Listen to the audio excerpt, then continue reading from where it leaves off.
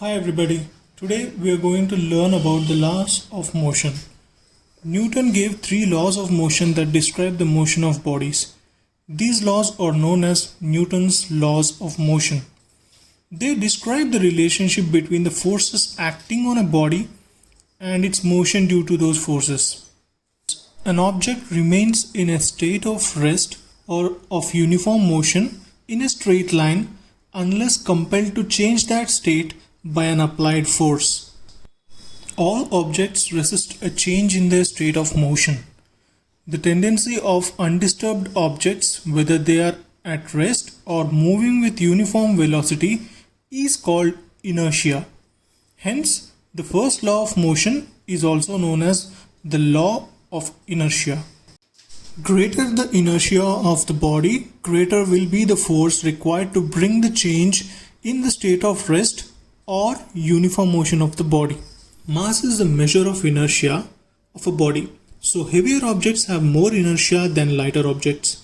For example, a ball of 2 kg has more inertia than a football, and it takes more effort to kick a 2 kg ball than it takes to kick a football. Another example is even a small child can push a toy car.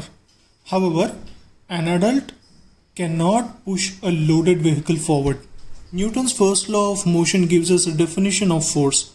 It says that force is something that changes or tends to change the state of the rest or uniform motion of a body. Now, coming to the second law of motion, Newton's second law of motion gives the relationship between force and acceleration. The second law of motion states that the rate of change of momentum of an object is proportional to the applied unbalanced force in the direction of force. Therefore, the force can be expressed as mass into acceleration. Coming to the third law of motion, Newton's third law of motion states that whenever a body exerts a force on another body, the second body exerts an equal and opposite force on the first body. So, according to the third law of motion, to every action there is an equal and opposite reaction. This tells us that all the forces in nature act in pairs. These two forces are always equal in magnitude but opposite in direction. These forces act on different objects and never on the same object.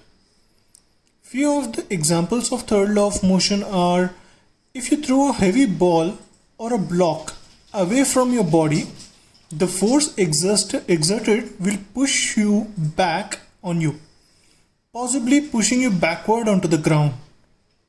Another example: a book lying on a table exerts a force on the table which is equal to the weight of the book. This you could call it as action. The table supports the book by exerting an equal force on the book. This is reaction.